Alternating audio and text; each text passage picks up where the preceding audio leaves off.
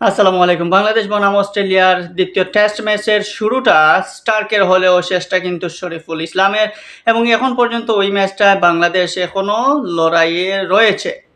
যারা সকালে ফার্স্ট সেশনে ভাবছিলেন যে বাংলাদেশ শেষ, এই ম্যাচে বাংলাদেশ নির্ঘাত বড় কোনো ব্যবধানে হারতে যাচ্ছে, কিন্তু যত সময় যাচ্ছে বা গেছে সেকেন্ড সেশন এবং থার্ড সেশনে দুইটা সেশন মিলে বাংলাদেশের বোলাররা দারুণ ফাইট করেছে, বাংলাদেশের বোলাররা দারুণ কামব্যাক করেছে। বিশেষ করে শরীফুল ইসলাম প্রথম টেস্ট খেলতে না পারলেও দ্বিতীয় টেস্টে এবাদত হোসেনের সুযোগ পেয়ে তিনি তার নাম রাখলেন, ফাইফার অর্জন করলেন। সো এই ফাইফারটা শরীফুল ইসলামের জন্য খুবই একটা বলা যায় যে সেরা একটা ফাইফার বলতে হবে, কারণ যখন এইরকম মোমেন্টামে একটা দল খেলে তখন কিন্তু মেন্টালি এই দলটা অনেক পিছিয়ে থাকে।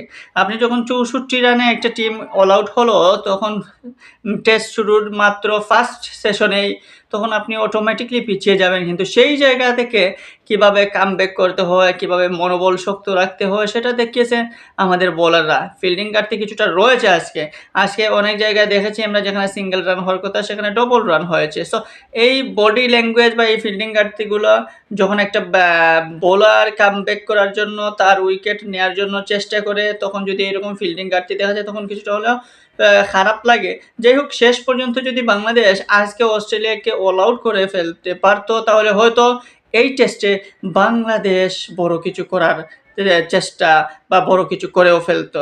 কিন্তু এখন ২টা উইকেট রয়েছে হাতে, অস্ট্রেলিয়ার ৮টা উইকেট শেষ। ১৬৫ রানে ব্যাটিংয়ে রয়েছেন ক্যামেরন গ্রিন। এই ক্যামেরন গ্রিন বাংলাদেশকে খুবই জ্বালাইতেছেন। ফার্স্ট টেস্টেও এই ক্যামেরন গ্রিন এবং স্টিভ স্মিথ অস্ট্রেলিয়াকে ব্যাটিংয়ে দারুণ সাহায্য করেছেন, এবং সেকেন্ড টেস্টে এসেও দেখা গেল যে স্মিথ এবং ক্যামেরন গ্রিন এখানেও তারা ডাল হয়ে দাঁড়ালেন। যদিও স্মিথ টিকতে পারেন নাই, শেষ পর্যন্ত স্মিথ চলে যান, কিন্তু ক্যামেরন গ্রিন এক পাশ আগলে রেখেছেন এবং অপর পাশে এখনও নাথান লিওন রয়েছেন। এবং আগামীকালকে সকালে ফার্স্ট সেশনের ফার্স্টেই যদি এই স্মিথ, ক্যামেরন গ্রিন এবং লিওনকে আউট করে ফেলতে পারে বাংলাদেশি বোলাররা, তাহলে হয়তো, এবং বাংলাদেশ যদি এই যে 100+ রানের একটা লিড পেয়ে গেছে এই মুহূর্তে অস্ট্রেলিয়া, এই লিডটা যাতে 150 পেরোতে না পারে, যদি 150 পেরোতে না পারে এই লিডটা, তাহলে কিন্তু বাংলাদেশের ব্যাটারদের জন্য ম্যাচটা আরও কন্ট্রোলে চলে আসবে।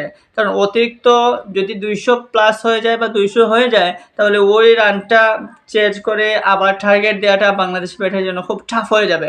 সো আশা করব যে 101 যেখানে হয়েছে 120-30 রানের ভিতরে তাদেরকে অস্ট্রেলিয়াকে আটকে রাখতে পারলে সেটা হবে বাংলাদেশের এই টেস্টের জন্য দারুণ ফায়দাজনক। সো এই টেস্টে আসলে কিছুই বলার নাই। ফার্স্ট হাফে যারা মন খারাপ করেছিলেন যে টপ উইকেট যাচ্ছে দেখে, মিচেল স্টার্ক যেন নেমেই ছিলেন যে ফার্স্ট টেস্টের প্রতিশোধ নিতে, এবং এমন ভয়ঙ্কর রূপে দেখা গেল মিচেল স্টার্ককে এক পাশে যেন আগুন জ্বালালেন। বাংলাদেশি ব্যাটাররা আসা যাওয়ার মধ্যে ছিলেন, কোনো বল কিভাবে খেলতে হয় কিছুটা হলেও মনে হয় যে বাংলাদেশের বলাররা ঘুম থেকে উঠে ফার্স্ট টাইম সকালে মিচেল স্টার্কের এরকম গতি এবং ল্যান্ড দেখে হয়তো ঘাবড়ে গিয়েছিল, যার ফলে উইকেট বিলিয়ে দিয়ে আসছিল লাস্ট পর্যন্ত। যাই হোক, আমাদের ট্যালেন্টেডদের কল্যাণে শেষ পর্যন্ত 64 রানে আমরা যেতে পারি, নতুবা যেখানে 12 রানে 5 উইকেট ছিল সেখানে আশাই করতে পারেন টেস্টে এরকম মিরাকেল জাতীয় ঘটনা ঘটে, যেখানে 50-র ভিতরে অনেক টিম আউট হয়, 35 রান 48 রান এরকম।